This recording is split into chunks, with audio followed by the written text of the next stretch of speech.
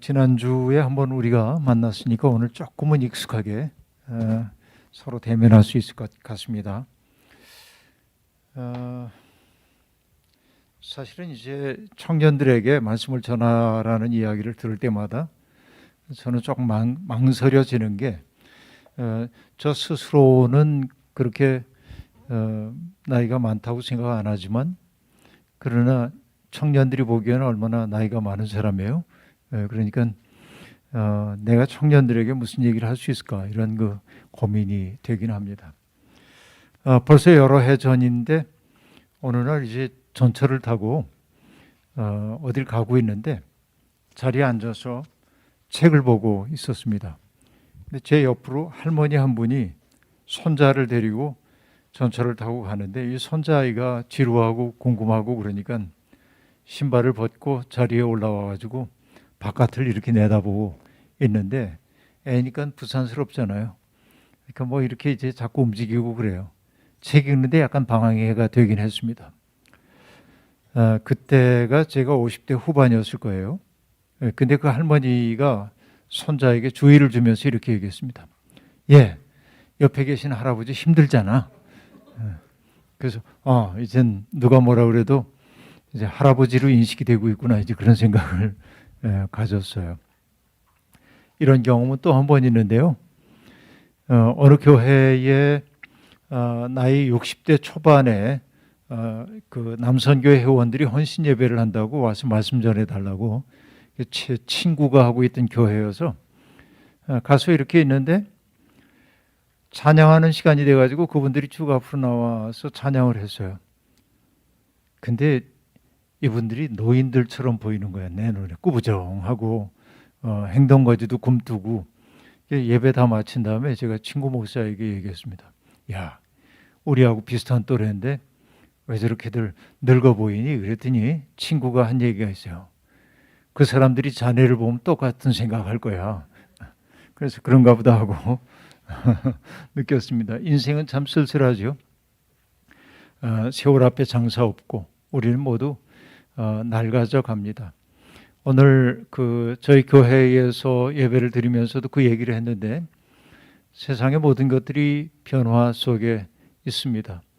옛날에 헤라클레이토스라고 하는 그 철학자가 했던 얘기, 어떤 사람도 두 번 똑같은 강물에 발을 들여놓을 수 없다 하고 말하는데, 모든 게 다 변화되고 있기 때문에 그런 얘기를 할 겁니다. 여름 내내 푸르게 생장하던 잎들이 노랗게 또 붉게 변화되고, 그리고 낙엽이 되어 바닥에 떨어집니다. 이렇게 변화가 일어나고 있죠. 젊었을 때 꽤 괜찮았던 그 얼굴들이 균형을 잃어가기 시작하고, 또 얼굴에 검버섯도 생기고 머리도 빠지고 희게 변하고, 이게 이제 늙음의 조짐들이라고 볼 수 있습니다. 이건 뭐 어쩔 수 없는 일들이죠. 한 번은 우리 손녀가 제 얼굴을 유심히 이렇게 들여다보더니, 할아버지 얼굴에 있는 점이 뭐예요? 그렇게 이제 질문을 했어요. 그래서 할아버지가 기르는 거야 그랬더니, 그게 뭔데요? 그래서 버섯이야, 버섯. 그리고 얘기했더니 누가 심었어요? 그래서 세월이 심었지. 세월이가 누구예요? 그래서 나도 모르겠다. 이제 그렇게 손녀하고 대화를 나누었던 기억이 있는데요.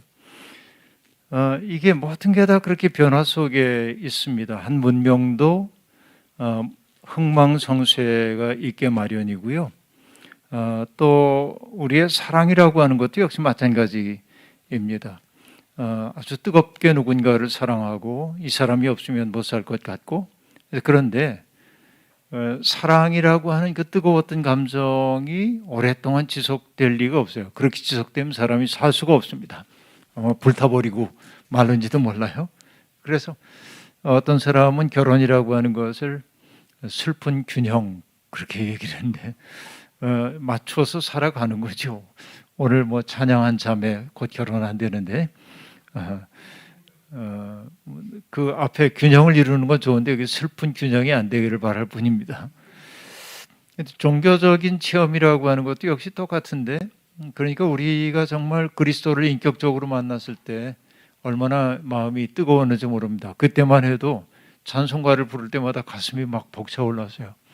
아골골짝 빈들에도 복음 들고 가오리다. 그렇죠? 정말 그런 마음이었거든요. 근데 이게 그 믿음 생활의 연조가 깊어지면서 지속이 돼야 되는데 안 되더라고. 목사인데도 불구하고. 이게 이제 그 인간의 어쩔 수 없는 삶의 모습이라고 볼 수 있습니다. 그래서 저는 이렇게 얘기합니다. 삶이라는 게 가끔은 시적 광휘의 순간들이 있는데 사랑의 경험 같은 것들도 그럴 겁니다. 이게 시적 순간이죠. 그러나 우리의 일상적 삶이라고 하는 것은 사실은 시적 현실이 아니라 산문적 현실이어가지고 먹어야 되고 마셔야 되고 그리고 고심해야 되고 관계 맺음의 어려움 때문에 고민하기도 하고 이게 이제 우리의 산문적 삶이죠. 그래서 인생은 시도 아니고 산문도 아닙니다. 시적 순간이 산문적 삶의 지루함을 견디게 해주는 거 이런 게 어떻게 보면은 인생인지도 몰라요. 신앙도 그렇습니다. 어떤 순간에 뜨겁게 나를 달구어 주었던 그 마음이 지속될 수는 없지만 그럼에도 불구하고 그 뜨거웠던 기억을 품고 우리에게 주어져 있는 일상의 삶을 끈질기게 살아가는 거 이런 게 인생이 아닌가 싶어요. 이렇게 살다 보니까 정말 그 알 수 없다. 내 삶이 뭔지 알 수가 없구나 하는 생각이 듭니다. 코로나 시대가 다가오면서 계속 이 고민들을 하면서 오늘까지 왔는데 제 책을 제법 많이 내는 어떤 그 출판사에서 비아토르라고 하는 출판사에서 제 허락도 구하지 않고 책 편집을 끝내가지고 계약서를 가지고 왔어요. 다 준비됐습니다. 이렇게 그동안 오래 해왔던 코로나 시대에 했던 설교를 모아서 책을 내겠다고 작업이 거의 끝났어요. 제목을 뭘로 잡았나 했더니 모호한 삶 앞에서라는 제목입니다. 삶이 모호하죠. 누구도 이제 답을 가지고 있지 않습니다. 답을 가지고 있다고 하는 사람들을 경계해야 합니다. 사실 믿음의 확신이라고 하는 것을 지나치게 강조하는 사람들은 우리의 마음을 훔치려고 하는 도둑들인 경우가 더 많이 있습니다. 그래서 20세기에 위대한 신학자인 칼 바르트라고 하는 사람은 확신에 찬 설교자들을 조심하라고 얘기를 했습니다. 사람들을 오도할 가능성이 있기 때문에 그래요. 날이 갈수록 고맙습니다. 마스크를 벗어도 된다는 메시지가 있어서요. 네. 뭐 벗으면 못생긴 게 다 드러나는데 살아가면서 점점 이제 느끼는 게 뭐냐면 삶을 알 수가 없다라고 하는 것입니다. 젊은 날에는 뜻이 컸죠. 내가 세상을 변화시키리라 이렇게 생각을 합니다. 근데 중년이 되었을 때는 세상 변화는커녕 그래서 우리 주변도 바꿔내기가 어렵겠구나 하는 생각이 들었는데 또 50대가 되었을 때는 내가 무슨 사회를 바꿔 내 가족이라도 조금 바꿀 수 있으면 좋겠다 했는데 그거 불가능해요. 요즘에 와가지고 드는 생각은 무슨 내가 내 가족들을 바꿀 수 있어 나라도 바꿀 수 있으면 얼마나 좋을까 이런 생각이에요. 점점 작아지게 됩니다. 여러분 그 임마누엘 칸트라고 하는 18세기의 독일 철학자 퀘니히베르그라고 하는 그 동네에서 일평생 떠나지 않고 살았다고 하는 그 임마누엘 칸트가 세 가지의 질문을 품고 일평생을 철학 작업을 하죠. 그건 이런 겁니다. 인간은 무엇을 알 수 있는가?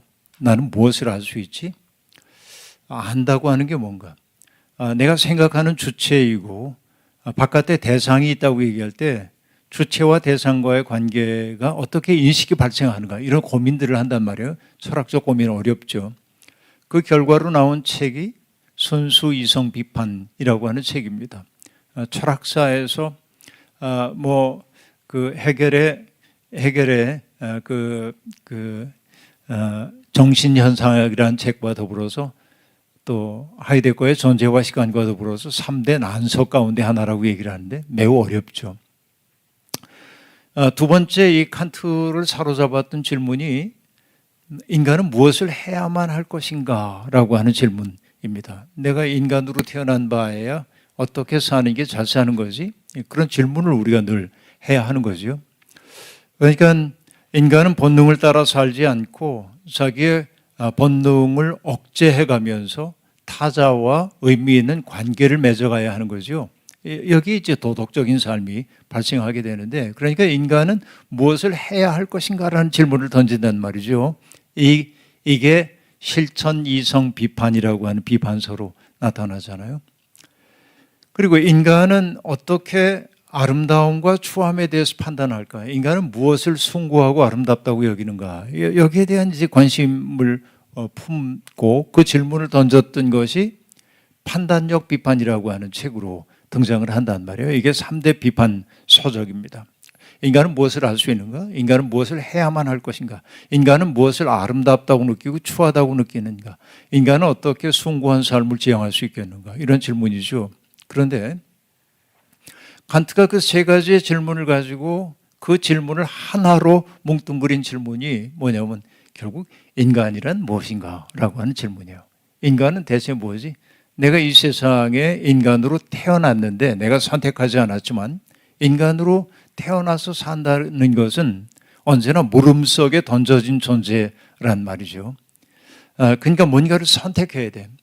근데 선택한다고 하는 것은 언제나 선택되지 않은 것들을 포기할 수밖에 없는 거죠.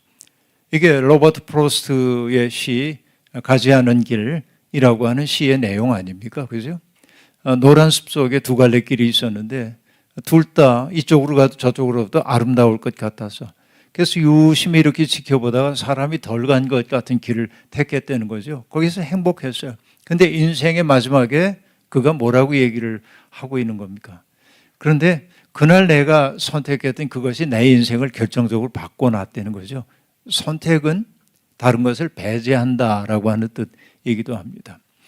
로버트 프로스트가 살던 곳이 매사추세츠 바로 위에 있는 뉴햄프셔주인데요. 그 경계 쪽에 있는 것인데 제가 일부러 이제 그곳을 찾아가 본 적도 있습니다.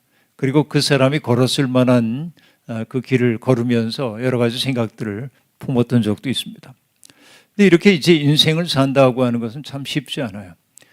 근데 그렇게 선택한 삶을 살아가면서 우리는 희노애락, 애오욕의 그런 감정 속에 살아갑니다. 뭔가를 선택한다고 하는 것은 불확실함을 택하는 것이나 마찬가지예요. 뭐가 분명하기 때문에 선택하는 게 아니죠. 제가 결혼할 때 그 주례를 해주었던 교수님이 주례를 해주었는데 여러분 주례사가 무려 40분이었는데요. 근데 지금도 그 주례사를 저는 거의 다 암송할 수 있어요. 기억할 수가 있어요. 왜냐하면은 제 선생님이 생텍쥐페리의 어린 왕자를 분석해 가면서 주례사를 들려줬습니다. 그러니까 지금도 이제 생생하게 이렇게 기억이 나는데요. 그러니까 생텍쥐페리 어린 왕자에서 이 어린 왕자가 지구라고 하는 별에 오잖아요. 6개의 별을 돌아다니다 지구라는 별에 옵니다. 그리고 나서는 이제 걷다가 놀라운 장면을 하나 보죠. 어느 집 담장에 장미꽃이 수천 송이가 피어 있는 것을 봐요. 깜짝 놀랍니다. 왜? 자기 별에 있는 장미꽃이 우주의 유일한 것인 줄 알았거든요. 근데 이 토라지기를 잘하는 그 장미꽃 때문에 너무 어려웠어요. 어린 왕자는 자꾸 토라지고 그러니까 그래서 얘 돌봐주는 거 지쳤어. 그러고 별을 떠나왔거든요. 근데 보니까 자기 별에 있었던 그 장미꽃이 유일한 게 아니야. 너무나 많은 것 가운데 하나에 지나지 않는 거예요. 그래서 낙심하고 있는데 여러분 여우가 나타나가지고 이제 길들인다는 말을 알려주잖아요.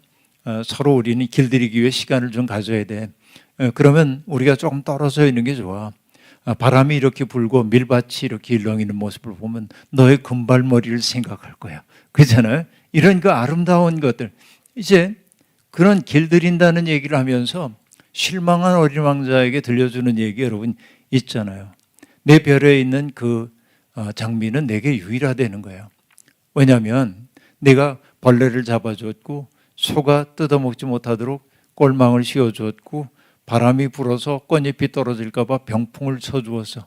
내가 거기에 정성을 다 기울였잖아. 그러니까 내게 유일하다는 거예요. 그러면서 선생님이 이렇게 얘기했습니다. 세상에 수없이 많은 남자가 있고 여자가 있지만 그러나 지금 선택한 그 사람은 우리에게 유일한 사람인 거지. 이게 이제 중요한 거죠. 그러니까 유일한 사람을 선택한다고 하는 것은 뭘 의미해요? 다른 모든 가능성들을 내려놓는 거예요. 그렇죠. 신앙생활도 똑같은 거예요. 바울 사도가 얘기하잖아요. 자기는 성공의 정점에 서기 위해서 굉장히 많은 애를 썼다는 겁니다. 근데 그리스도를 아는 이것이 너무나 소중하기 때문에 이전에 내게 소중하던 것을 나는 다 배설물처럼 버렸다. 이렇게 얘기하잖아요. 하나를 붙잡고 배설물처럼 버렸다고 해요. 예수님이 비유를 통해 들려주시는 이야기도 똑같습니다. 어떤 얘기이죠? 값진 진주를 발견한 상인이 집으로 돌아가서 자기 가진 것을 다 팔아 그 진주를 샀다. 인생이란 어떻게 보면 하나를 얻기 위해 다른 것들을 버리는 과정이라고도 얘기할 수 있어요. 우리가 믿음 가운데 산다고 하는 것은 바로 그런 의미라고도 볼 수 있습니다. 그 하나를 얻어야 돼. 하나의 핵심을. 근데 일평생 교회를 다니면서도 그 하나의 핵심에 당도하지 못한 사람들이 뭐냐면 교회 안에서 이상한 이 교회가 누구 교회인데 내가 이 교회를 세우기까지 얼마나 했었는데 이러면서 턱없는 권위주의를 가지고 교회를 어지럽히는 경우가 아주 많이 있습니다. 그러나 교회를 다니 연수가 많든지 적든지 간에 그 하나의 중심을 우리가 얻었냐, 이게 이제 중요한 거죠. 오늘날 이제 그 젊은 세대를 바라보면서 제가 안타까워하는 게 이런 겁니다. 젊음의 특색이라고 하는 것은 불온함이어야 하는 거예요. 젊음은 기존의 것에 길들여지기를 거부하는 것이어야 합니다. 왜? 생명이란 그렇게 되어 있습니다. 옛것 낡아진 것들을 허물고 새로운 것을 만들어 가야 하는 게 생명입니다. 그렇죠? 어린아이들이 방식방식 웃는 거 보면 너무 예뻐요. 그러니까 우리는 그렇게 얘기할 때가 있습니다. 얘가 잘하지 않고 이대로 있으면 좋을 것 같아. 근데 정말로 그런다고 하면 좋을까요? 큰 걱정일 겁니다. 그죠? 그러니까 우리는 자꾸 떠나와야 되는 거예요. 근데 늙음의 징조라고 하는 것은 뭐냐면 떠날 생각이 없는 거예요. 정착민이 되어서 하는 거예요. 유목민들이 가장 경멸하는 사람들은 정착 생활을 하는 사람이라고 얘기하는데 정착 생활을 한다고 하는 것은 뭐죠? 무언가를 가지고 내 삶의 안전장치를 만들고 싶어 하는 거예요. 그래서 여러분, 아브라함이 하나님의 부르심을 받았을 때 아브라함 부를 때 어떻게 불렀습니까? 내 본토 친척 아버지 집을 떠나 내가 내게 지시할 땅으로 가라 그러잖아요. 그러니까 자꾸 떠나는 게 인생이란 말이에요. 그러니까 젊음은 한 곳에 머물러 있을 수가 없어요. 그러니까 뭔가 새로운 것을 도모하는 거예요. 기성세대 입장에서 보면 젊은이들의 모습이 불안정해 보입니다. 그래서 여러분, 요즘 젊은이들만 그런 게 아니고 BC 2000년경인지 언제인지 그때 사용됐던 어떤 점토판에 쐐기 문자로 되어 있나 이런 거 있다면서요. 요즘 젊은 것들은 버르장머리가 없어. 그랬대는데. 그러니까 여러분, 지금부터 3000년 전에도 기성세대들은 언제나 젊은이들이 철딱선이 없어 보이고 그러는 거야. 근데 그 철없음이 오히려 역사를 앞으로 이끌고 가는 거란 말이죠. 그러니까 기성세대들이 해야 할 일은 뭐냐면 철없어 보이는 그 젊은이들의 그 행위를 이쁘게 볼 수 있어야 돼요. 건강한 교회라고 하는 건 그런 거예요. 그러니까 너무 말 잘 듣는 젊은이, 이거 좀 곤란할 수도 있다는 거죠. 젊음은 역동적이어야 하는 거예요. 그러니까 여러분, 자꾸 도전해야 돼. 신앙에 대해서도. 나중에 우리 대화할 때 그런 얘기 나눌 기회가 있을는지 모르겠습니다만은 그런 거예요. 근데 어쨌든 내가 보기에는 오늘의 젊은 세대들은 어떻게 됐냐. 오늘 본문이 얘기하고 있는 것처럼 젊은이들이 너무 왜소하게 되어버리고 말았다. 스펙 쌓기에 열중하게 되고, 그러니까 먹고 사는 이 문제가 젊은이들을 온통 사로잡고 있어가지고 불온해야 할 때 불온하지 못하고, 그렇죠. 그러니까 자기들의 경제적 뒷받침을 해주는 기성세대들의 논리를 내면화하고 살기도 하고, 이게 오늘의 젊음의 슬픔이라고 저는 그렇게 느낀다 하는 얘기죠. 오늘 본문 말씀은 나인성이라고 하는 곳에서 일어났던 한 사건을 보여주고 있는데, 나인이라고 하는 것은 예수님의 주 활동 무대였던 갈릴리 호수 주변 마을 가버나움에서부터 남서쪽으로 40km쯤 떨어진 곳에 있는 장소입니다. 예수님의 고향 마을인 나사렛으로부터는 그 남동쪽으로 한 15km 정도 떨어진 곳입니다. 거기는 이스라엘 평원이라고 하는 곳에 있는 마을입니다. 이스라엘 아니고 이스라엘은 하나님이 씨를 뿌리셨다라고 하는 곳인데, 여러분 이스라엘 가보신 분들은 알겠지만은 아주 황량하고 척박한 땅인데 이스라엘 평원만큼은 대단히 비옥한 그 농토가 넓게 전개되어 있어요. 그러니까 그 모습을 보면서 하나님이 씨 뿌린 땅처럼 느끼는 것은 당연하겠죠. 거기에 있는 성입니다. 그런데 그 성 앞을 지나갈 때 그 성으로부터 나오는 한 행렬을 예수님이 마주치게 되었다는 겁니다. 그 행렬이 뭔가 하고 봤더니 한 젊은이가 죽어서 사람들이 관을 메고 장지를 향해 가고 있는 거죠. 근데 가만히 보니까 호곡 소리가 들려오는데, 보니까 여인 하나가 울며 따라오고 있는데, 그 여인은 이미 과부가 되어서 그 아들을 바라보며 살던 엄마인데 젊은 나이에 아들을 잃어버린 채 울고 있는 모습을 봤던 거죠. 그때 예수님이 어떻게 하셨습니까? 잠깐 그 행렬을 멈추어 세우고 관에 손을 대고 청년아 일어나라 하고 말합니다.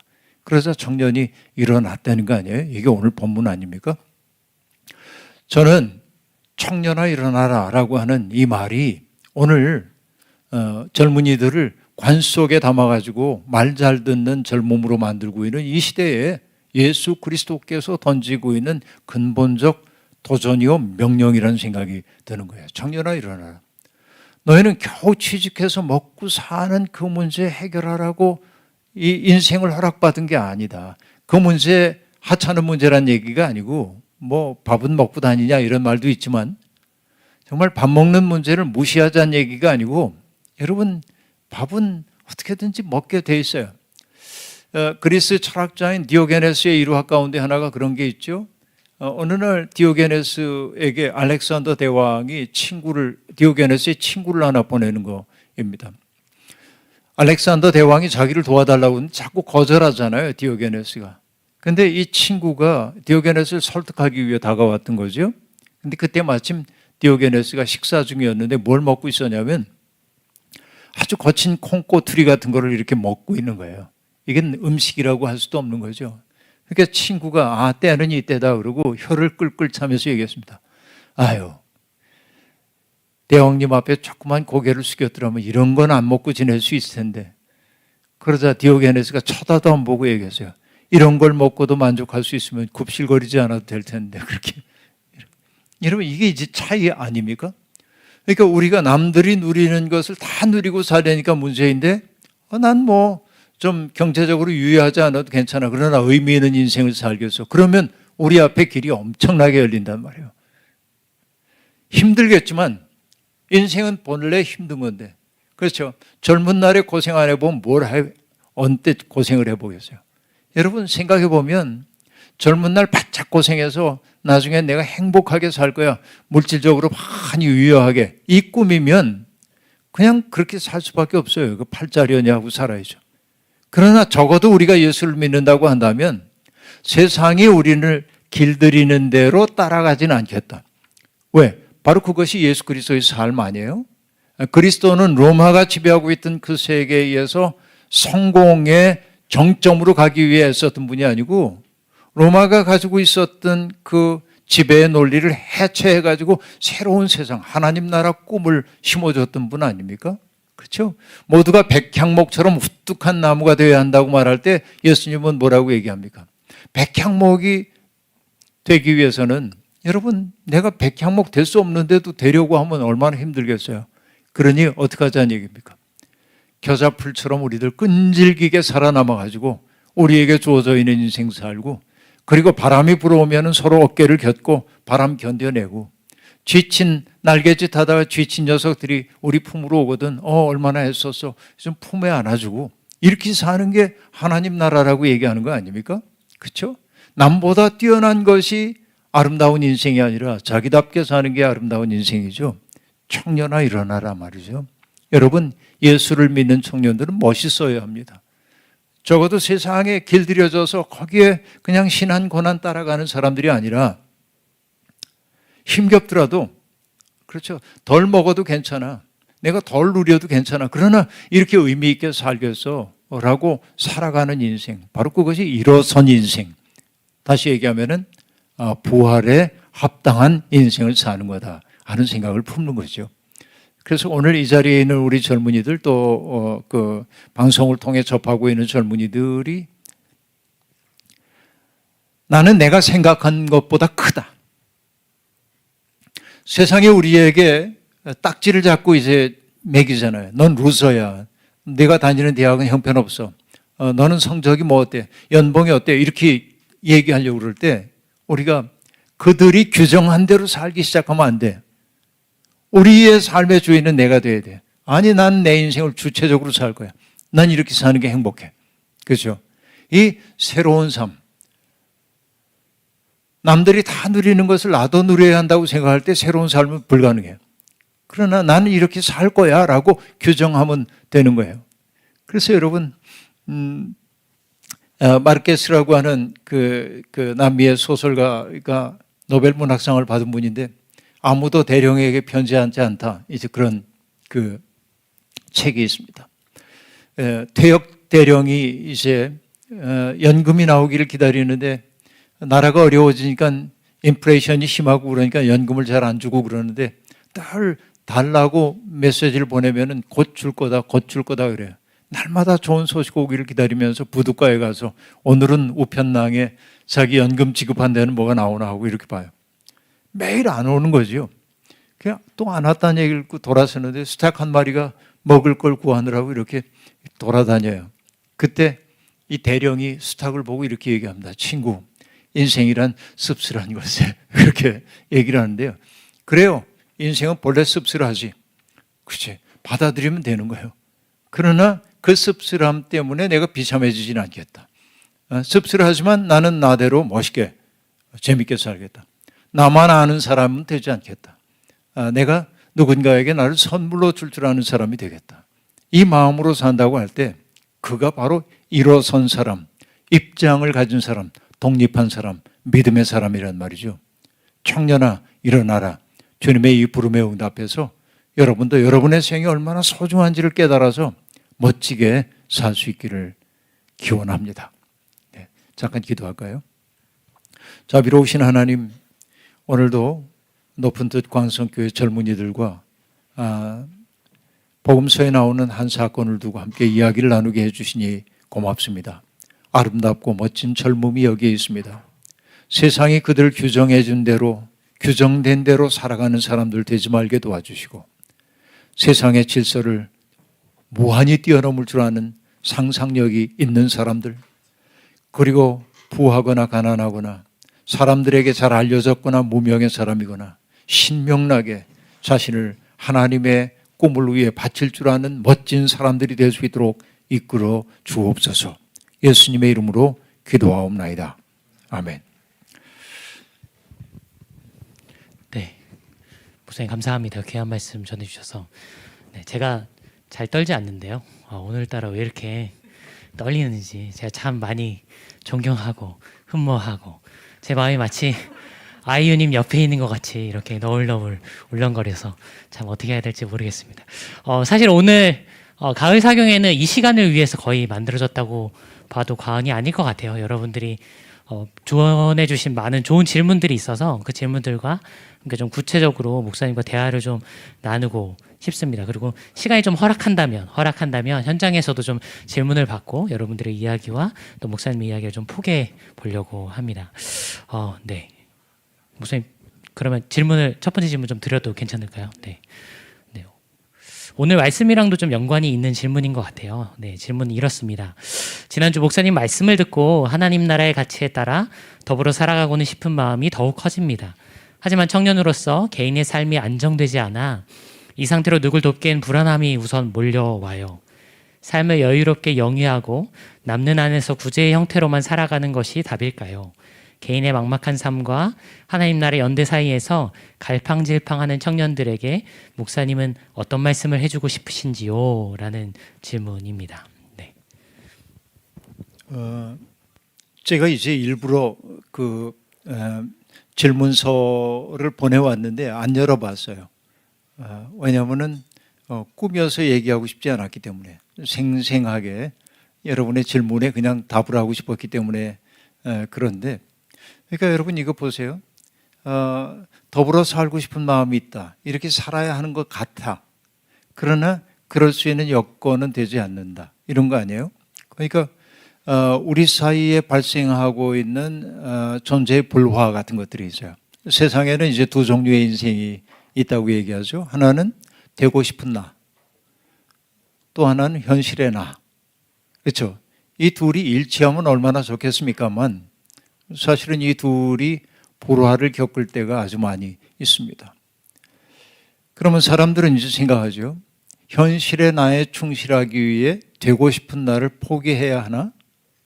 아니면은 되고 싶은 나를 지향하기 위해서 현실을 무시해야 하나? 어느 쪽도 다 위험하고 답이 없는 것처럼 보이는 게 사실입니다. 그런데 우리가 믿음을 갖고 산다고 하는 것은 무엇이겠습니까? 결국은 배와 그물을 버려두고 떠나는 것이죠. 어떻게 보면. 그래서 지난주 얘기를 했겠습니다마는 예수님의 첫 번째 제자들이 어부들이었잖아요. 배와 그물을 버려두고 예수를 따라 나섰다라고 얘기를 하고 있습니다. 결국은 하나의 세계를 버리지 않고는 새로운 세계로 갈 수 없습니다. 헬만 헤세의 데미안이라고 하는 책에 나오는 유명한 얘기 있잖아요. 새는 하나의 알은 하나의 세계다. 새는 알을 깨고 나온다. 그 새는 아프락사스 세계로 날아간다. 뭐 이런 얘기 하고 있는데 여러분 알이라고 하는 것 가만히 보면 알이 하는 두 가지의 역할이 있단 말이에요. 하나는 안에 든 생명을 보호해요. 왜? 부화할 때까지는 보호돼야 하니까. 깨진 알은 이미 생명이 될 수가 없어요. 깨진 알은 후라이가 되는 거죠. 그러니까 생명이 안에서 충분히 자라기 전에 깨져버리면 이건 망해요. 그러니까 이 알이라고 하는 것은 안에 든 생명을 보호해줘요. 여러분이 성년이 될 때까지는 부모님이 보호해줬어요. 알처럼 바깥으로 오는 위험 같은 것들을 막아주고 바로 여러분이 여러분답게 성장해 갈 수 있도록 도와주었어요. 그러나 언제나 그 알 속에 머물러 있으면 안 됩니다. 알의 또 다른 존재의 이유는 깨지기 위해 있는 것입니다. 왜? 알이 깨지지 않으면 안에 든 생명이 밖으로 나올 수가 없어요. 그렇죠? 그래서 옛날부터 하는 말이 있잖아요. 줄탁동시라고 하는 말이 있는데 줄탁동시 이런 말 들어봤는지 모르겠습니다만은 한자에 익숙하지 않은 여러분들에게 좀 어려울 수 있어요. 줄이라고 하는 건 뭐냐? 알 속에 들어있는 생명이 부화되기 위해서 병아리로 얘기하면 21일 동안 웅크리고 있었는데 이제 나가야 되는 거예요. 이제 어머니 모태 속에 10개월 동안 있었던 그 생명이 이제는 나가기 위해서 연동을 하니까는 어머니가 통증을 느끼잖아요. 산통을 겪는 거잖아요. 그러니까 바로 그게 뭐냐? 밖으로 나가려고 하는 몸부림을 줄, 그렇게 얘기해요. 그 다음에 탁이라고 하는 건 뭐냐면 바깥에서 어미닭이 귀미를 알아차는 거야. 안에 있는 생명이 지금 나오려고 그러는구나. 그럴 때 얘가 안에서부터 알을 깰 능력이 없다는 걸 알아요. 그래서 뭘 해주냐면 쪼아줘. 절차탁마라고 얘기할 때 그 탁자란 말이에요. 탁 쪼아주는 거예요. 그러니까 안에서 자라나오려고 하는 기운과 바깥에서 깨주려고 하는 이것이 딱 만날 때 생명 사건이 벌어진단 말이죠. 그러니까 여러분 여전히 자기 연민 속에 갇혀가지고서는 나는 돕고 싶지만 청년 현실이 너무 빡빡해. 여러분 그래요. 정말 매스컴을 보면 우리가 할 수 있는 일 아무것도 없는 것 같아요. N4 세대. 여러분 그런 말 들으면 우울하지요. 그 말로 여러분이 규정당하고 있어. 그래 현실은 어렵지. 답답하지. 취직도 잘 안 되고 오케이. 연봉도 내줬고 집 마련할 가능성 별로 없고 결혼해서 어떻게 살아. 이것도 어렵지. 그러나 투덜거린다고 우리의 생이 사려워지는 건 아무것도 없고, 그렇다고 한다면은 내 삶을 멋있게 살 수 있는 방법이 뭘까 하고 생각해야 되는 거예요. 니코스 카잔차키스, 그 그리스인 조르바라고 하는 책으로 유명한 니코스 카잔차키스가 이렇게 얘기합니다. 하나님 앞에서의 우리의 기도는 어린아이의 칭얼거림이어서는 안 된다. 마치 사령관 앞에 서 있는 병사와 같아야 한다. 사령관님, 당신의 명령에 따라 나는 이렇게 살았고 이렇게 성공했고 이렇게 실패했습니다. 그러나 뭐 시키실 일 또 없으십니까? 이렇게 물어야 된다는 거예요. 그러니까 하나님 앞에서 우리가 그런 마음을 가지고 살아야 된다는 거죠. 여러분, 인생은 본래 어려워요. 받아들이자고요. 그렇죠? 어려운 인생이에요. 인생 어려워. 내 옆에 있는 내 친구도 정말 그 어려운 인생 살아내느라고 애를 쓰고 있어요. 그러면 여러분, 내가 형편이 도와주면 저 친구 도와야지 이렇게 생각하면 죽을 때까지 도울 능력이 없어요. 근데 어려움을 겪고 있는 그 사람의 삶을 돕기 위해서 내 것을 헐어냈을 때 나는 조금 가난해지는지 몰라도 그 비어있는 자리에 오는 게 뭐냐면 자유가 오래요. 자기의 삶으로부터 해방되는 자유로움이 있단 말이죠. 그러니까 젊은이들이 세상이 여러분들을 규정해 놓은 그 속에 갇히지 마라. N4 세대 이런 말 여러 번 쓰지 말아요. 뭘 포기하긴 난 다 할 거야. 집 못 살 수 있지. 그러나 나는 내 인생이 소중한 걸 알아. 사람들이 이 정도는 누리고 살아야 된다고 얘기할 때 거기에 못 미쳐가지고 내가 내 삶이 별거 아니구나 하고 느끼지 말라 그 얘기죠. 여러분, 지금은 그 광고하지 않습니다만은 옛날에 어떤 자동차 광고인데, 그랜저 광고인데 그냥 얘기합시다. 적나라하게 없어진 광고니까. 어떻게 광고한 줄 아세요? 멋진 빌딩이 있어요. 거기서 젊은이가 이 수트를 멋있게 차려입은 젊은이가 딱 나오는데 제 멘트가 나와요. 이런 멘트입니다. 오랜만에 만난 친구가 잘 지내느냐는 말에 나는 이렇게 대답했다. 그리고 손에 든 자동차 리모컨을 탁 누르니까 앞에 세워졌던 그 자동차의 시동이 탁 걸리는 거예요. 여러분, 전 그 광고 보고 빌어먹을 광고라고 그러죠. 왜냐하면 인간의 언어라고 하는 것은요, 인간의 언어는 다양한 층위를 거느리고 있어요. 예를 들면 여기 윤 목사님이 계신데 물이 여기 있습니다만 예를 드는 거예요. 목사님, 제가 얘기를 좀 하니까 목이 마르네요. 물 한 잔 주시겠어요? 이렇게 얘기하면 그 말은 뭐냐면 지시적 언어입니다. 그죠? 나에게 응답해서 뭔가를 해달라는 거예요. 지시적 언어가 있어요. 그리고 여러분, 우리가 이제 단풍이 들기 시작하는데 데이트를 하다가 예쁘게 단풍 든 그 나무를 바라보면서 우와, 이것도 언어예요. 그죠? 감탄사. 인간은 자기의 감정을 표현하기 위한 감탄사도 있단 말이죠. 여러분, 우리 젊었을 때 70년대 대학 생활 할 때 민주화 운동에 나서는 우리 데모 많이 했잖아요. 그때 우리가 후배들 선동하기 위해 했던 말이 있어요. 설랑설레 나갈까 말까 망설일 때 앞에 딱 나가서 여러분, 잠깐 자리에서 일어나시죠. 그러면 왠지 선배가 얘기하니까 다 자리에서 일어나. 앉으시죠. 그럼 앉아. 우리의 마음이 하나인 것을 알았습니다. 고맙습니다. 나갑시다. 이랬거든. 그죠? 이게 이제 지령적 언어예요. 뭔가를 행동하도록 만드는 거예요. 근데 여러분, 그 데이트하던 사람들이 이제 헤어지게 됐어요. 집 앞에 이제 바래다 줍니다. 근데 너무 헤어지기 싫은데 헤어질 수밖에 없어요. 그래서 이제 친구가 안으로 들어가고 이제 남자 친구일 수도 있고 여자 친구 누구일 수도 있겠지만 문자를 보내는 거예요. 자기 뭐해? 금방 헤어졌는데. 그러면 여러분, 자기 뭐해라고 하는 말의 의미는 지금 내가 하고 있는 이 일을 나한테 소상히 보고해, 그런 얘기 아니죠. 자기 뭐해 그랬더니 신발 벗고 있다 이러면 안 되거든. 그죠? 정말 더 같이 있고 싶었는데 너무 아쉽다 이렇게 해야 되는 거잖아. 자기 뭐해 그러면. 이게 뭐야? 친교적 언어란 말이에요.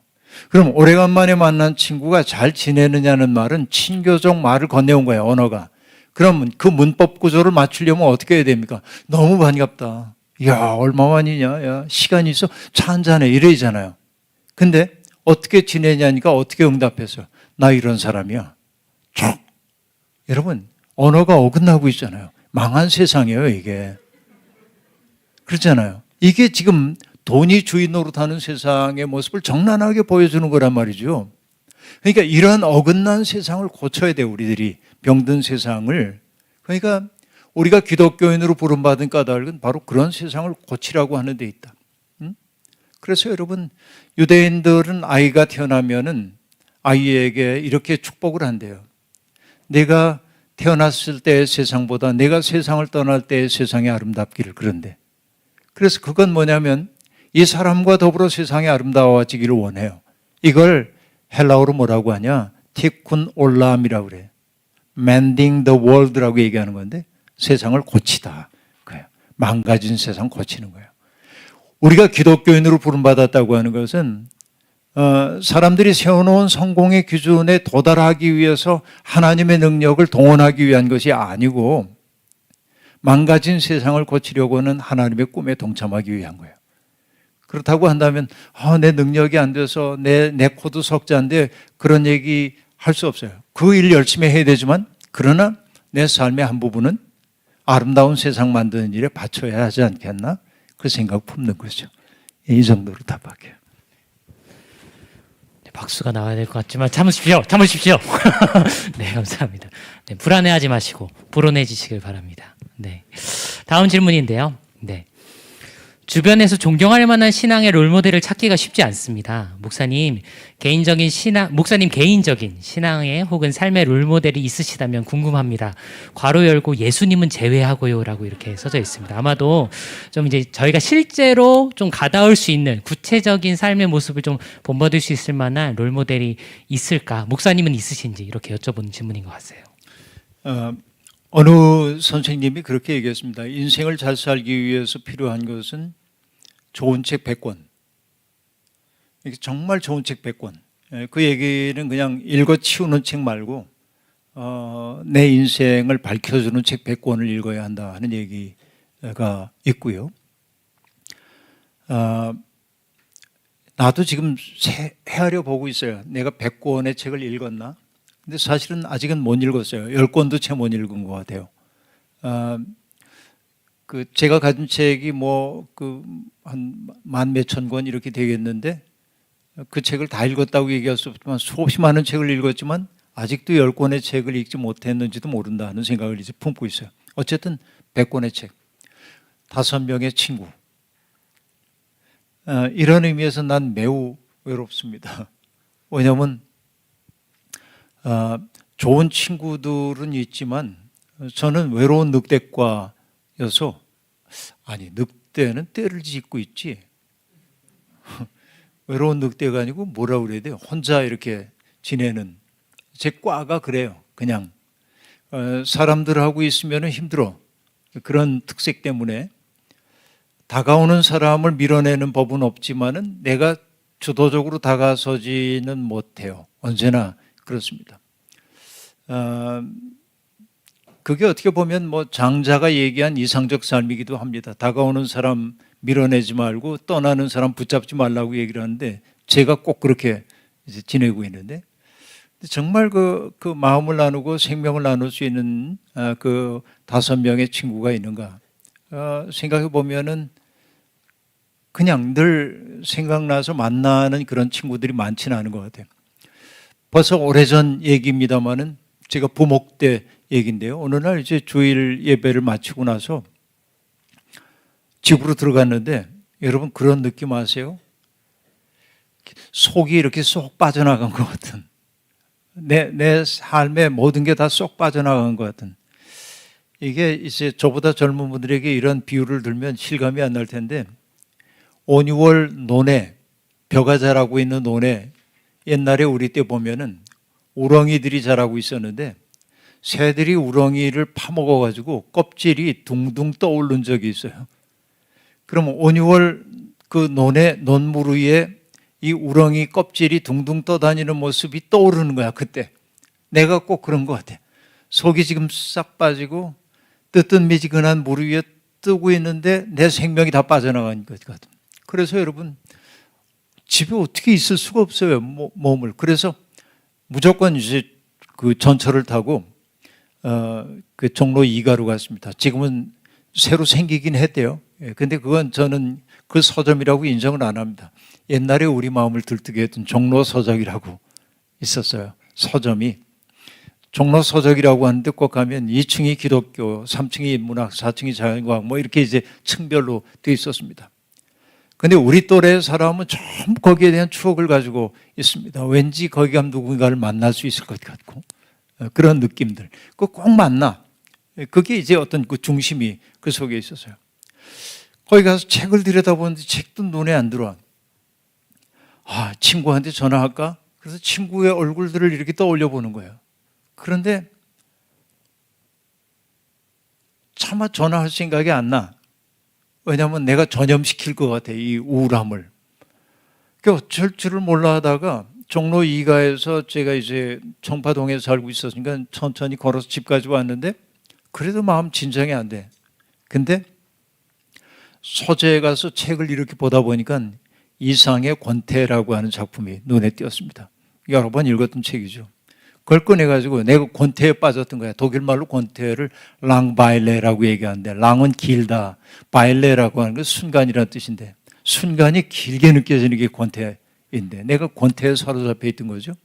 그 권태를 뽑아가지고서는 다 보고 2번을 보고 나니까는 사라졌어요. 그 쓸쓸함과 권태가. 그랬던 기억이 있어요.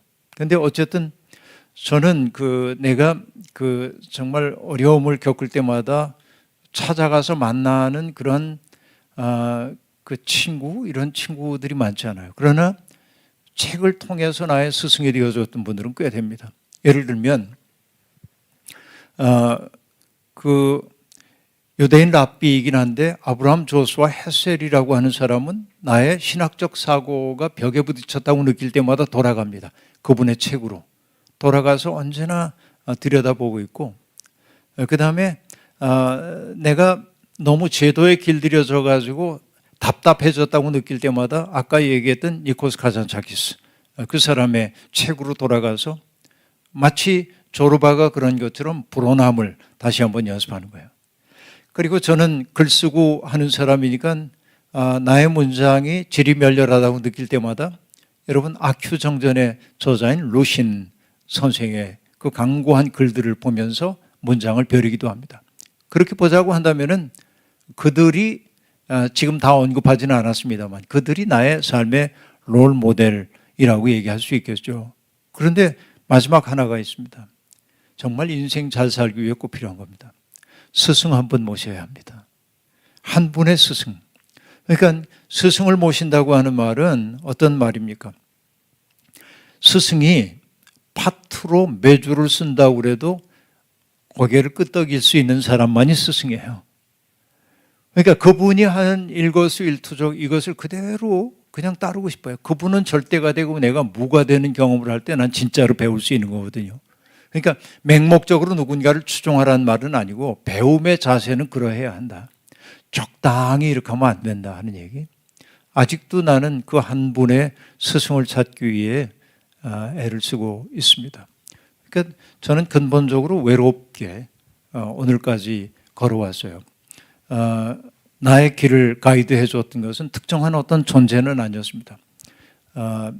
책에서 만난 분들이었고 또 역사 속에서 우리 역사를 밝혀주었던 여러분들 뭐 얘기하면 알만한 분들 연세 다 돌아가셨지만 그분들을 바라보면서 내가 어떻게 살아야 하는지를 생각하곤 했죠. 그래서 여러분 특정한 사람의 추종자가 되기보다는 정말 여러분의 인식의 지평을 확장시켜주는 사람들, 그 사람이 늘 만날 수 있는 사람이든 아니면 책을 통해서만 접할 수 있는 사람이든 그런 이들에게 귀를 기울여야 돼. 그런 의미에서 저는 전작주의자인데요. 제가 마음에 꽂힌 저자가 있으면 그 사람 책을 다 읽어요. 왜? 그래야 그의 사고를 나의 사고로 만들고 배울 수 있기 때문에 그렇습니다. 그러니까 저는 전집은 안 사지만 그러나 저자들의 책을 한 권 한 권 사가지고 다 읽는 그런 의미에서 나는 나의 삶의 롤 모델들을 그렇게 만들어가고 있다고 얘기할 수 있겠네요. 여러분도 그럴 수 있으면 좋겠습니다. 네. 롤모델을 여러분 만들어 나가십시오. 네. 제 롤모델은 참고로 이장호, 김기석입니다. 네. 죄송합니다. 네. 네. 저희 뉴노멀 크리스찬이티라는 주제에 걸맞는 질문이 들어와 있는데요. 함께 좀 보고 싶습니다. 코로나19의 상황 속에서 다양한 종교 집단 중 유독 개신교회만 오늘날과 같은 지탄과 비난의 대상이 된 이유가 무엇이라고 생각하시나요? 아울러 코로나19의 상황 속에서 한국교회와 그리스도인들이 찾아내야 할 새로운 길은 무엇일지 여쭙고 싶습니다. 네, 오늘 종교개혁 주일인데 코로나19란 현 상황 안에서 진단과 방향을 물어보는 질문인 것 같습니다, 목사님. 네, 교회는 바울 사도께서 말씀하시기를 그리스도의 몸이라고 얘기를 했었죠. 그리스도의 몸이 된다고 하는 것은 그리스도께서 이 땅에서 하시려고 했던 그 일들을 행할 때 교회는 교회 된다라고 하는 말일 겁니다. 그러니까 교회가 자기들 폐쇄적인 자기 이 집단 속에서만 행복하면 이미 그건 교회라고 얘기할 수 없습니다. 그러니까 교회는 항상 사회와 깊이 소통을 해야 합니다. 그런데 이 개신교회에서 사용되고 있는 그 언어들은 괴토화된 언어들입니다. 여러분, 우리 여기 청년들끼리도 서로 지칭하는 말이 마땅치 않으니까 형제 자매 이런 말들, 일반 사회에서는 상상할 수 없는 말들을 사용한단 말이에요. 은혜, 화해, 용서 이런 말들을 해요. 많이 씁니다. 그런데 실제로는 용서하지 않습니다. 그죠? 화해할 생각도 없습니다. 신앙이라고 하는 게 끊임없이 자기를 초월해가는 과정임에도 불구하고 예수를 믿는다고 하는 사람들이 신앙을 통해 커지기는커녕 더 작아진 것처럼 보여요. 우리끼리 이제 폐쇄되어 있는 거죠. 그러니까 오늘도 그 목사님 얘기한 대로 종교개혁 기념주일이어 가지고 제가 선택했던 말씀은 말라기 1장에 나온 말씀인데 하나님이 말라기 선지자를 통해서 무서운 말씀을 하십니다. 누가 있어서 이 성전문을 닫아골 자가 있었으면 좋겠다. 그래야 너희들이 헛된 제단 위에 헛된 불을 사르지 못할 거 아니냐 이런 얘기입니다. 그러니까 어떻게 보면 교회가 그리스도의 몸으로서의 역할을 하지 못할 때 그걸 가장 잘 인식하고 있는 것은 교회 안에 있는 사람들이 아니라 바깥에 있는 사람들이란 말이죠. 그러니까 오늘 개신교 하면은 세상 사람들에게 비춰지고 있는 것들은 되게 부정적인 것들이 떠올라요.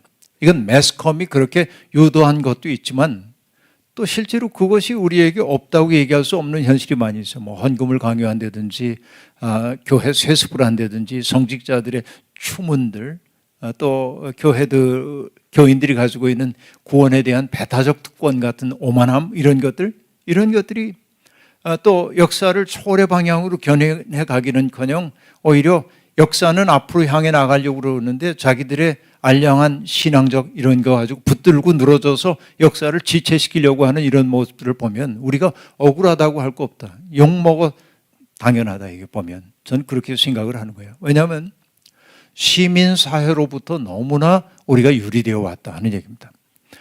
1970년대와 80년대까지만 하더라도 여러분 그때 민주화 운동이 한참 벌어지고 있을 때예요. 민주화 운동에 있어서 개신교회가 했던 역할이 대단히 컸습니다. 여러분 이게 중요합니다. 많은 개신교의 성직자들과 믿음의 사람들이 아름다운 세상을 만들기 위해 애쓰다가 감옥 가고 죽임을 당하기도 하고 그랬어요. 그걸 다 알아요, 세상 사람들이. 아주 보수적이고 자기만 키우는 교회도 있지만은 이런 교회들이 있었단 말이에요. 이게 역사를 앞에서 이끌고 갔어요. 존경받았던 지도자들이 있습니다. 근데 제도로서의 민주화가 완성된 다음에 교회는 어떻게 되냐면 이제 시민사회와 소통하는 일보다는 자기 확장만 이제 꿈꿔왔단 말이죠. 그러고 나니까 일반 세속적인 세계 속에서 소통할 수 있는 언어가 사라졌고 그리고 믿지 않는 사람들이 존경하는 인물들이 사라져버리고 만 겁니다. 이게 지금 개신교의 현실이에요. 꽤 여러 해 전에 미국의 그 베일리 대학이라고 하는 대학이 있는데 베일리 대학의 교수인데요. 그는 대단히 세계적 석학입니다. 그래서 그는 University Professor라고 얘기하는데 그 사람의 직함 이름이에요. 그건 뭐냐? 그 사람이 우리 학교에 있다는 것만으로 학교의 명예가 드높여지는 거예요. 그래서 이 사람은 1년에 한 과목만 가르치면 돼요. 정교수의 특권 다 누리면서. 근데 그분이 유대인인데, 유대계 사상가인데 20세기의 유대인 사상가 가운데 위대한 5사람의 사상가를 소개하기 위해 우리나라에 왔어요. 이거 뭐냐면 임마누엘 레비나스, 한나 아렌트, 마틴 부버, 아브라함 조수아 헤셀, 그리고 또 하나가 누구인지 엘리 비젤, 5사람을 소개하러 왔어요. 근데 이분이 이제 그 각각 200매씩을 논문을 써가지고 온 거예요. 원고지 200매. 근데 지금 이제 이 사람이 올 날이 얼마 안 남았는데 지금 아직 번역이 안 돼서 제게 한 꼭지 번역을 해달라고 그래가지고 저도 이제 마틴 부버에 관한 글을 번역을 했어요. 그리고 이제 그 사람 와서 같이 밥 먹고 이런저런 얘기 나누다 강연장으로 갔습니다. 강연장 앞에 그 교수가 앉아있고 통역하는 교수가 거기 앉아있고 강연이 잘 끝났어요. 질문 시간이 됐어요. 플로어에서 질문 나오는데 이런저런 질문하다가 어떤 사람이 이렇게 질문했어요. 교수님, 한국교회가 굉장히 부흥하다가 요즘은 부흥이 지체되고 있고 그런데 그 까닭이 뭐라고 생각하십니까? 이렇게 질문한 거예요. 앉아있던 나는 창피했습니다. 아니, 저 외국에서 온 저 사람이 우리 한국교회 현실을 뭘 안다고 그런 질문을 해. 그것도 질문이야. 그러고 있는데 이 사람이 통역을 통해 이렇게 듣고 있었어요. 그 질문을. 질문이 떨어지자마자 한마디 툭 단어를 던졌어. Justice 그랬어요. 한국교회가 정의를 잃어버렸다. 의의를 잃어버렸어. 이게 역사 속에서 한국교회가 쇠퇴하기 시작한 징조로 자기는 본다는 거예요. 가슴을 한 대 얻어맞은 것 같았습니다. 그러니까 이 다양한 종교 집단들이 있는데 어쨌든 가톨릭이나 불교나 여기는 일단은 말 잘 들었잖아요. 모이지 마 그러면 안 모이고. 근데 우리는 모이는 게 생명이야 그러고 막 모이다가 여러 가지 생기니까. 그리고 여러분 언론 지형이라고 하는 것도 문제가 있어요. 개신교에 대해서 유독히 부정적입니다. 언론 전체가 지금 다 그래요. 진보 언론이든 보수 언론이든 똑같습니다. 거기는 여러분께 차마 얘기할 수는 없지만 이유가 있어요. 이건 대외비입니다. 다 나갔는데 대외비라고 그러네. 여러분 카톨릭이나 불교나 이게 단일 조직이기 때문에 돈이 많아요. 홍보비가. 근데 개신교는 다 개별적 집단들이기 때문에 자기 홍보하거나 문제가 있을 때 쉴드를 치지 못해요. 그러니까 개신교회는 먹잇감입니다. 언론에. 그래서 유난히 개신교가 욕을 많이 먹는 거예요. 분명히 그런 거 있어요. 그러나 제가 알고 있는 가톨릭 신부들이나 제가 알고 있는 스님들이 농담이 아니라 진담으로 하는 얘기가 뭐냐면 목사님, 개신교에 희망이 있습니다. 이렇게 얘기해요. 그 얘기는 뭐냐면 난 그럼 여러분처럼 웃었지. 난 놀리는 겁니까?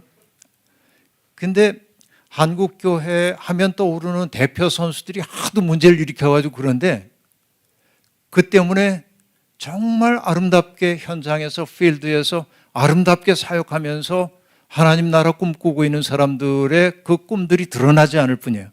근데 그분들은 뭐냐면 바닥에서 보니까 개신교의 아름다움이 보이는 거예요. 이게. 그래서 여러분 너무 낙심하지 말아요. 분명히 이 바닥에서부터 아름다운 것들이 자라나고 있다 이렇게 보여집니다. 그래서 지금 이런 때일수록 결국 뭐냐 어떻게 살아야 될까 몇 가지로 요약해 볼까요?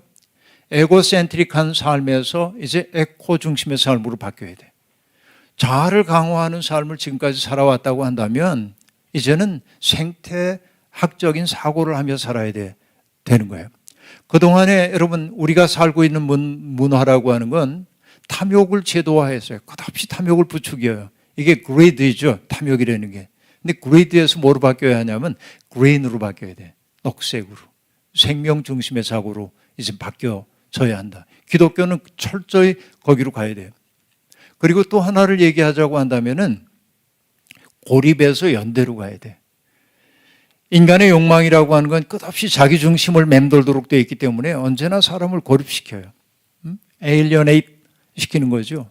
근데 우리가 이제 해야 할 것은 뭐냐면은 연대하는 거, solidarity, 솔리터리한 삶, 외로운 삶에서 솔리다리티한 삶으로 가야 된단 말이죠. 연대하는 삶으로. 이게 교회 공동체가 하는 얘기입니다.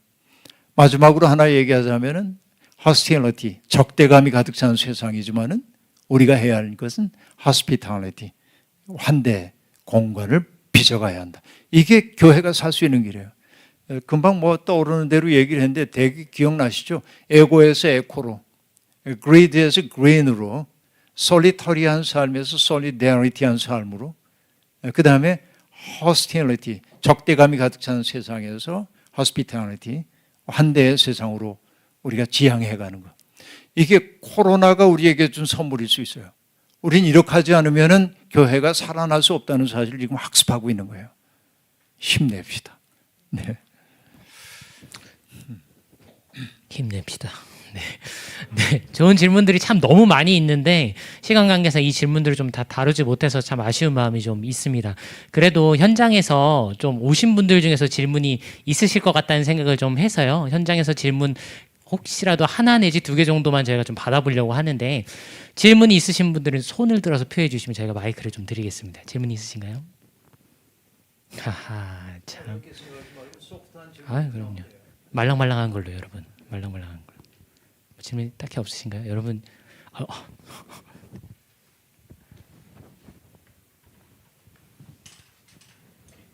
목사님 말씀 감사합니다. 오늘 이렇게 질문하는 자리를 두고 한 일주일 동안 계속 생각을 했었어요, 마음속으로. 근데 설교 말씀 통해서 저는 많은 응답을 받았다고 해답을 받았었는데 그러면서도 한 가지 여쭤보고 싶은 부분은 한 살 한 살 올라가면서 아까 말씀하셨던 것처럼 선택이 아니라 뭐 배제하는 것, 그리고 끝이 아니라 시작하는 것, 이런 두 가지 부분들을 어렸을 때보다 이제 생각하게 되더라고요. 그러다 보니까 예전보다 뭔가 타협하고 무능해지는 저의 모습이 다가오는 거예요. 그러면서 뭐 예전에는 혼자일 때는 만약에 뭐 길 가다 기분 나쁘면은 그걸 표출할 수도 있었던 상황이 있었다면 지금은 기가 죽어서 그런 건 아니지만 그런 부분을 되게 이제 어려워하고 조심해야 되는 그런 상황들로 가면서 모르겠습니다. 세상에서 막 표현하고 드러내지 않은 나, 그런 부분들이 뭔가 무기력해지는 부분, 좀 더 뭐랄까요? 뭐 편하게 말씀드리면 한 걸음 한 걸음 이렇게 열심히 올라가는 그 모습이 그나마 나의 어떤 노력이었다면 세상의 잣대에 이제 돈이라는 금전으로 비교했었을 때 그들의 노력들, 뭐 쉽게 돈 번다고 말하는 부분은 아니지만 생각지 않은 크기의 부를 누리게 되는, 뭐 쉽게 말해서 뭐 유튜브나 하는 그런 부분들이 사실 되게 이렇게 멍하게 만드는 상황들이 많거든요. 그랬었을 때 지금 정말 제가 지금 붙들고 있는 거는 찬양에서 받은 말씀인데, 선한 능력으로 일어나리 주만 의지하리 믿음으로라고 하는 말씀을 3주 전부터 붙들고 있는데, 이게 순간순간 마음이 어려울 때는 흔들리는 거예요.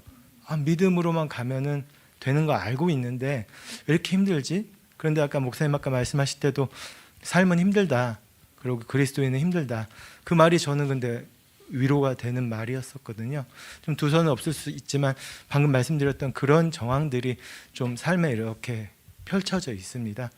그냥 느껴지는 부분 이렇게 좀 알려주시면 좋을 것 같습니다. 고맙습니다. 얼마나 힘들어요. 이게 내가 젊은 날로 돌아간다고 한다면 어떨까 하는 상상을 해보는데, 그래서 돌아가면 또 그렇게 사는 거지 하는 생각이 있긴 있는데, 그냥 저는 지금 좋아요. 제 나이가. 왜냐하면 이렇게 이제 인생을 쭉 가다가 그냥 마치는 게 좋지 옛날로 돌아가 다시 살고 이런 꿈은 없어요. 왜냐하면 인생이 지루하기 때문인지도 모르겠는데, 근데 젊은 날에는 설익을 수밖에 없어요. 이재무라고 하는 시인이 땡감이라고 하는 시를 썼는데 거기에 그런 거 나오거든요. 땡감처럼 뜰지 않으면은 나중에 가을이 되어 단맛을 품을 수도 없대요. 젊은이들은 때때로 아니오라고 얘기해야 돼요. 땡감처럼 그래야 됩니다. 근데 나처럼 나이 들어서도 땡감이면 이건 정말 문제가 많은 거예요. 그렇죠. 여전히 이제 나이 들어서도 땡감 같은 사람들이 있는데 단맛을 안으로 품어야 되거든요. 시간과 함께. 그러니까 그게 어떻게 보면은 모서리들이 달아지는 것 같고 내가 마모된 것 같고 내가 타락한 거 아닌가 하는 생각이 들 수도 있는데 물론 나이 들어가지고 그럴 수밖에 없지라고 하는 게 슬픈 자기 위안처럼 들릴 수도 있으나 이게 책임적 존재로 살아가는 거예요. 이전에 나에 대해서만 책임을 져야 할 때는 괜찮아. 내가 어떤 일을 겪어도. 근데 내가 책임져야 하는 사람들이 있다고 한다면 내 행동에 제약이 오는 게 당연합니다. 그걸 받아들여야 돼, 내 삶으로. 그러니까 때때로 나의 한 부분이 깎여져 나가는 것 같아요. 아프죠. 근데 그 아픔조차 내 삶으로 받아야 돼요. 이게. 마치 그 삶이 나에게 비본래적인 것을 강요하고 있는데 내가 거기 끌려 들어가는 것처럼 느끼지 말아야 돼. 이건 귀한 거다. 그러니까 여러분, 저는 여러분들에게 얘기합니다. 치열하게 살되 누릴 줄도 알아라. 자기의 인생을 연출하고, 그렇죠? 뭐 소확행 이렇게 얘기한 너무 상업화된 그런 얘기들 말고 자기의 삶을 누릴 줄도 알아야 남들을 사랑할 수도 있다는 생각이 들거든요. 근데 그러기 위해 제일 중요한 게 뭐냐면 대박의 꿈 같은 걸 일체 버려야 돼. 그 헛된 꿈 같은 거 누구는 뭐 주식 투자했다 왕창 벌었대더라 이런 거. 근데 우리는 늘 반대쪽 얘기만 해. 왕창 망한 사람들 얘기는 잘 안 하거든. 그래서 여러분 제가 얘기합니다. 한국교회가 새로워지기 위해서는 그 간증이 새로워져야 한다고 늘 얘기하거든요. 뭐 기도했더니 병 나았다 간증해요. 아멘 그러죠 사람들이. 사업 어려웠는데 뭐 하나님께 충성을 했더니 사업 잘 됐다 아멘 그래요. 근데 여러분 정직하게 얘기해 봐요. 기도해도 안 나는 병 많잖아요. 죽은 사람도 많고. 그렇죠? 또 예수 그리스도의 마음을 따라 내가 살아보려고 사업을 정직하게 했다고 망한 사람도 있잖아요. 사회가 불이하니까. 그럼 간증은 언제나 뭐냐면 잘된 얘기만 한단 말이에요. 근데 잘 되지 않을 때 나에게 문제가 있는 것으로 받아들일 수 있어요. 나 이런 간증하면 안 될까? 그런 얘기야.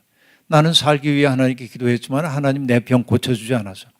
그러나 바울 사도가 얘기했던 것처럼 내 몸에 가시 같은 것이 있는데 하나님께 3번이나 이걸 없애달라고 했지만 들어주지 않았는데 생각해 보니까 내가 너무 오만해지지 않도록 하나님이 내게 가시를 줬어. 나의 연약한 것이 나의 자랑거리라고 얘기하잖아요. 그렇죠? 하나님 뜻대로 살려고 사업을 하다 보니까 정직하게 하다 보니까 불의한 세상에서 내가 사업이 망했어. 근데 망하고 나니까 하나님이 어디 있어 이런 원망이 아니라 붙들고 있던 것 놓을 수밖에 없는데 놓고 나니까 내게 자유가 왔어. 덜 가져도 행복한 삶. 이런 간증은 안 될까요? 나는 이 간증이 나오기 시작할 때 우리의 삶이 새로워질 거라고 봐요. 그러니까 여러분 성공하라고 부름받은 것 아닙니다. 사랑을 배우는 과정으로 삼으라고 나온 거죠. 그러니까 내가 너무 마모되어 버리는 거 아닌가 하는 걱정하지 말고 그런 마음 가지고 있는 그 자체가 이미 진지한 사람이잖아요. 스스로를 약간 좀 용납하고 내가 단맛을 품는 과정이구나 이렇게 봐도 괜찮을 것 같아요. 네, 감사합니다. 네, 귀한 질문 해주신 우리 시근 형제님께는 김기성 목사님의 책과 친필 사인이 들어있는 책을 저희가 선물로 감사합니다. 네, 추가 질문 혹시라도 한 분이라도 더 있으신가요? 네, 한 분이 있으시네요. 네, 질문을 해주시면 귀한 사람. 네. 저 오늘 설교 말씀에 젊은이여 일어나라라는 이제 주제로 말씀을 하셨는데 저 같은 경우에는 그러니까 항상 일어나 있는 젊은이였거든요. 지난 몇 년간은. 근데 일어나 있으면은 또 주변에서 항상 너 왜 일어나 있어? 빨리 누워. 다 누워 있는데 너 혼자 뭐 하는 거야? 이런 말을 많이 듣는단 말이에요. 근데 그런 말을 세상에서보다 오히려 교회에서 더 많이 듣기도 해요. 그러다 보니까 이제 뭐 옛날에는 저는 굉장히 일어나 있는 거에 대해서 뭐 특별히 특별하게 생각도 하지 않고 그냥 그게 너무 당연한 거고 나는 나 자신으로 살아가고 내가 하고 싶은 거를 하고 다른 사람에게 폐를 끼치지 않는 한에서 이제 뭐 일례로 뭐 헤어스타일만 해도 막 레게 머리도 해보고 뭐 초록 머리, 파랑 머리, 뭐 빡빡이 머리 막 다 하면서 그냥 그렇게 자유롭게 살아가다 보니까 너무 많은 이제 그런 뭐라고 해야 될까요? 손가락질을 받고 그러면 이제 기가 많이 죽었어요. 그래서 다시는 제가 하고 싶은 일을 하고 싶다고 말을 못 하겠고 다시는 제가 표현하고 싶은 것들을 마음껏 표현을 못 하겠더라고요. 그래서 그냥 든 생각이 내가 다시 일어날 수 있을까? 내가 다시 일어나는 게 맞을까? 어떻게 보면은 다시 일어나지 않는 게 어른이 된 거 아닐까? 그런 생각이 들다가도 또 이제 오늘 설교 들으면 그럼 다시 일어나야 되나? 근데 다시 일어나라고 그럼 또 누구는 일어나라고 하고 누구는 누구라고 하고 나 어떻게 해야 되는 거지? 이런 생각이 들더라고요. 그래서 혹시 이런 부분에 대해서 네, 좀 어떻게 생각하시는지. 가슴이 아프네요.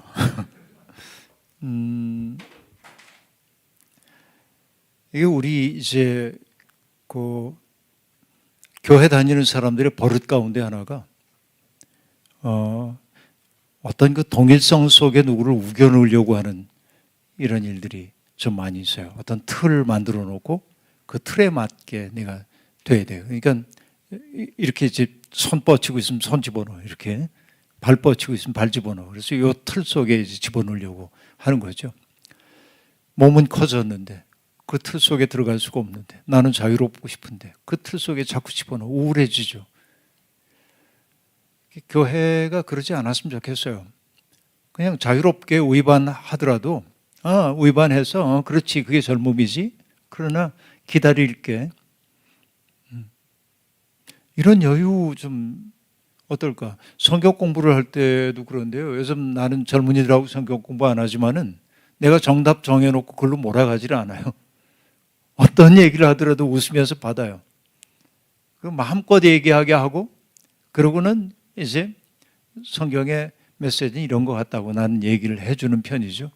왜냐하면 충분히 자기 사고를 전개할 수 있도록 해줘야 한단 말이죠. 그런 의미에서 저는 일어섰으면 좋겠어요. 그 레게 머리 하면 어때요? 파란 머리 하면 어때? 빡빡하면 어때? 저 친구가 지금 그러고 싶은가 보나. 그냥 봐줘요. 그러고 그냥 우리의 한 부분으로 받아들이면 되는 겁니다. 그 인류학자인 김현경 교수가 장소 공간 환대라고 하는 책에서 환대에 대해서 이렇게 설명하거든요. 어떤 사람에게 머물 수 있는 공간을 허락하는 것. 그 사람이 자기를 연기하며 살 수 있도록 허용하는 것. 이런 게 환대라는 거죠.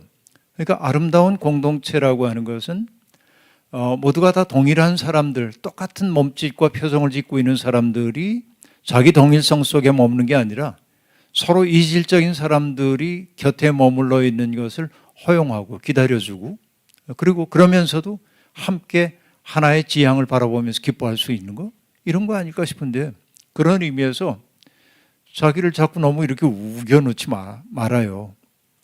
일어서는 거 괜찮아요. 그런데 이제 그 일어섬이라는 게 사사건건 뭐 이렇게 시비 걸고 그런 건 아니죠. 그러면 좋지. 그런 사람들이 있어야 다채로워지잖아요. 다 똑같은 색깔의 옷만 입으면 재미없잖아요. 다양한 색들이 어울려야 돼. 여러분 우리가 유채꽃이나 이런 밭들을 보면 노란 꽃 피어 있는 거 보면 아름답잖아요. 근데 여러분 전 세계의 꽃들이 노란색이라고 생각해 봐야 재미있겠나.